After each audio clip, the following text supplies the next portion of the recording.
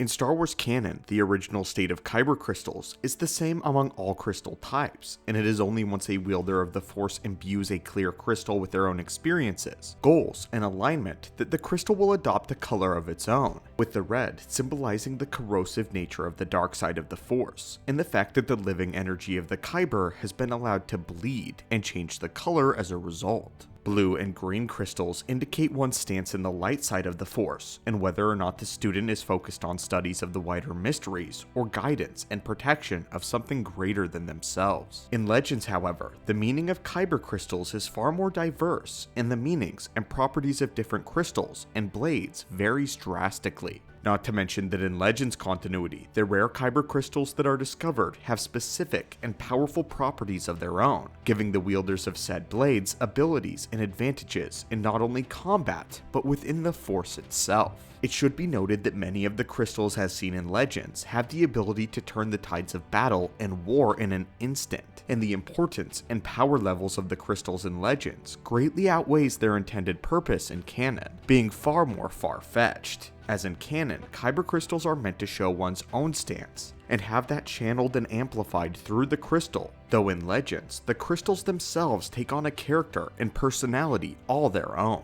In today's holocron, we will be delving into a few of these rare and powerful Kyber crystals, the least of which is not the cold variant of Kyber known as the Permafrost. We will also be analyzing the crystals that the Sith desire more than any, and why these crystals were actually blue. To begin though, let's examine the legend of the Permafrost crystal. The Permafrost has only ever been discovered on a single world, that being the ice planet known as Hoth. In the lore, the crystal has been described as cold to the touch, unlike the normal heat generated due to the plasma blade of a more common saber. Although the legend of the crystal that produced only a cold form of energy was a popular myth in the Jedi Order, no denoted master, or any Jedi for that matter, has ever been on record of wielding the Permafrost. In fact, the only confirmed owner of the Permafrost crystal would not be a Jedi at all, but instead, the crystal would belong to a small village on the world of Dathomir. The village who acquired the crystal and perceived it as a noble artifact to guide them to safety and light in an environment so steeped with the energies of the dark side. A light in the tunnel, if you will. During the Galactic Civil War, the Permafrost crystal was eventually located by the ranks of the Empire following the execution of Order 66, leaving no Jedi left in the galaxy to seek it out. Because of this, the Imperials dispatched a group of Inquisitors to acquire their rare crystal so that it could be locked away in the vaults of Sidious. After the small towns group reached out to the Rebel Alliance, a small group of rebels answered the call and without much difficulty drove the Imperials off of Dathomir.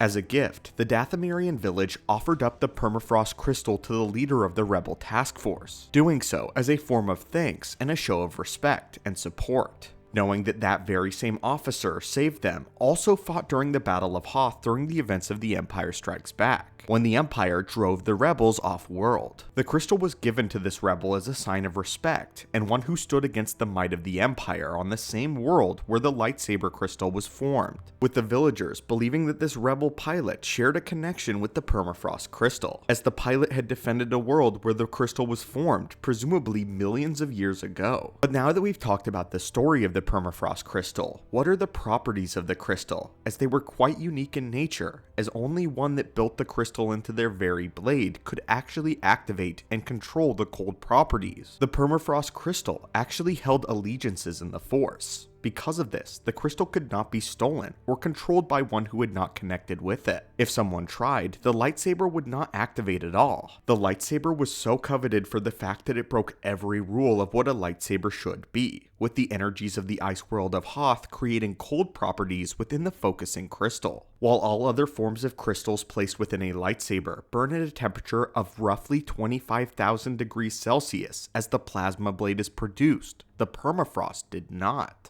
The reason wielders of common lightsabers are not afflicted by the heat is due to one of the weapon's most vital components, that being the energy shield that forms the length and curvature of the blade itself, making the plasma of a lightsaber extremely hot while the wielder of such a weapon remains unafflicted. The color of the Permafrost blade was also a much deeper blue than a common focusing crystal, and could prove to be quite distracting for those ill-prepared for its activation. Although there was no definitive place in the lore where the lightsaber crystal was crafted into a lightsaber, I would like to hope that the crystal eventually made its way into the hands of one Luke Skywalker, as it is clearly a light side artifact. And now, moving on, we have the lightsaber in the lore that was in fact blue in coloration, just like the Permafrost, but that the Sith actually desired just as much as any Jedi did. The name of this crystal is the Antares sapphire, or the Antares crystal. The Antares crystal was a crystal that possessed legendary healing powers and numerous other effects. It was one of the most potent crystals that could be used in lightsaber creation, and it was also a crystal of great power and could aid a Jedi or Darksider in battle. What made this variant of Kyber so unique was the allegiance that it had to its owner.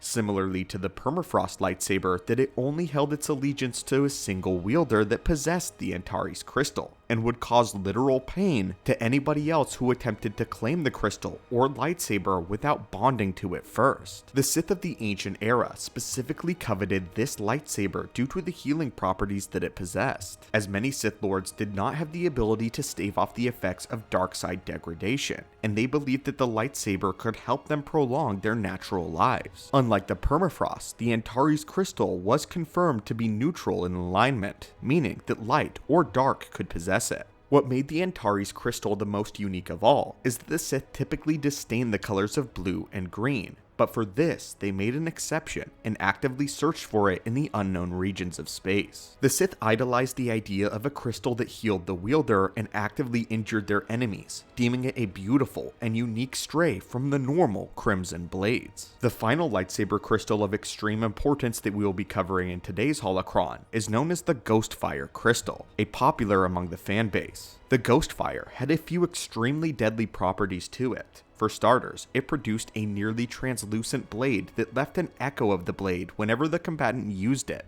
This created an effect where it was extremely difficult for an opponent to keep track of the lightsaber blade itself. But the unique and deadly properties of the lightsaber only continue from here. Unlike many other crystals, when activated, the Ghostfire Kyber caused the nearly translucent blade to be completely silent, as the Ghostfire did not create the slightest bit of noise, unlike the constant humming of a normal Kyber activation. The Ghostfire crystal would have been the perfect crystal for Sith assassins and Jedi shadows alike, as it essentially created the perfect stealth lightsaber. The location of the Ghostfire crystals was exclusively on mountaintops of the highest mountains in the Outer Rim worlds, and only appeared and were created during certain seasons. Although the Ghostfire was not as rare as the other two lightsaber crystals mentioned, it was by no means a common type of Kyber to be found in the Star Wars lore. But there you have it, my friends and fellow acolytes of the Force, 3 of the rarest lightsaber crystals found in Star Wars Legends. I know this was sort of a different type of video, but I wanted to harken back and update to some of the old Kyber crystals that we covered in previous lore. If you guys would like me to continue with this series as we break down more and more rare Kyber crystals, be sure to leave a like and comment down below. But now, acolytes, of these 3 lightsaber crystals that were presented to you all today,